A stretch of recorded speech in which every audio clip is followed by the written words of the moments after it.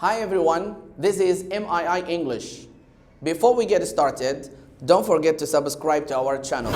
Hit the red button and click on the little bell to be notified every time we upload a new video.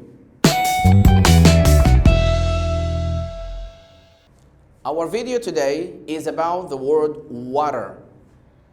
The word water can be used as a noun and as a verb. Look at the word water in these sentences.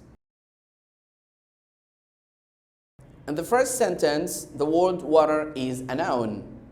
Of course, here it means the tasteless, colorless liquid that we drink. The word some is a clue, helps us to understand what part of a speech is water in this sentence, a noun.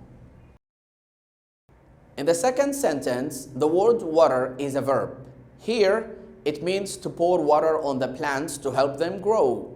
With to before the word water, we understand that is a verb. In the third sentence, the word water is used as a verb. Here, it means to give the animals water to drink. The structure of the sentence helps us to understand. The sentence starts with a subject, which is they, followed by the verb water, and then the object animals. Now, look at these sentences. What part of a speech is the word water in each one of them? See you in our next video. Bye.